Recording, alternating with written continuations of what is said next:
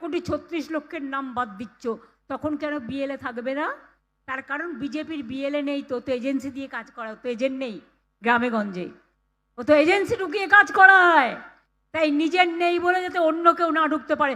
আমরা তো বলছি বিজেপি থাকুক, সিপিএম থাকুক, কংগ্রেস থাকুক, যার যত পার্টি আছে সবাই থাকুক। আমরা তো বলিনি শুধু তৃণমূল একা থাকবে। কারো যদি না থাকে আমি কি করতে পারি? তোমাকে কি আমি সাজিয়ে দেবো? তুমি পার্লারে গিয়ে সেজে এসো।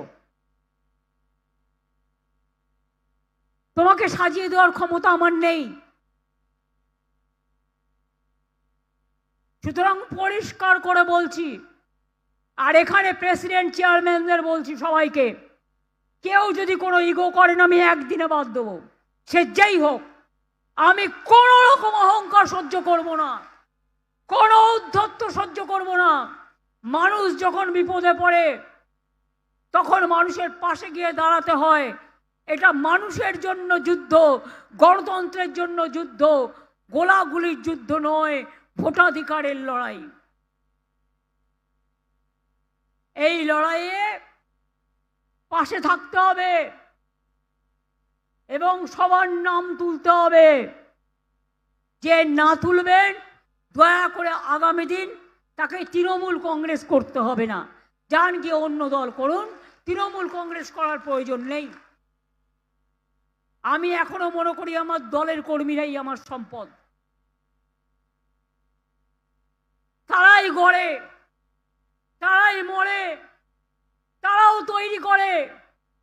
আজ পর্যন্ত 57 জন যে এসআইআর এর বলি হয়েছে, এই 57 জনের স্মৃতিতে সব জেলায় জেলায় শহীদ বেদি হবে।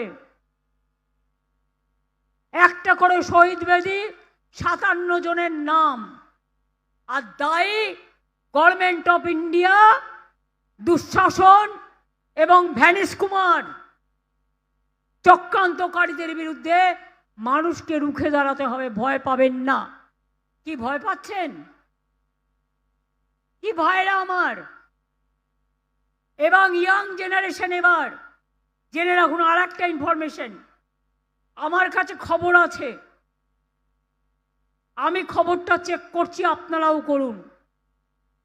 ইয়াং জেনারেশন যারা নতুন ভোটার হচ্ছেন তারা অনলাইনে ফর্ম ফিল আপ করছেন, 6 নম্বর ফর্ম, কিন্তু জেনে রাখুন সেগুলোকে ফেলে বস্তাবন্দি করে রেখে দেওয়া হচ্ছে, তোলা হচ্ছে না। বলছে এর সাথে ফর্ম নম্বর 4 ফিল আপ করতে হবে, 4 নম্বর ফর্ম ফিল আপ করতে হবে।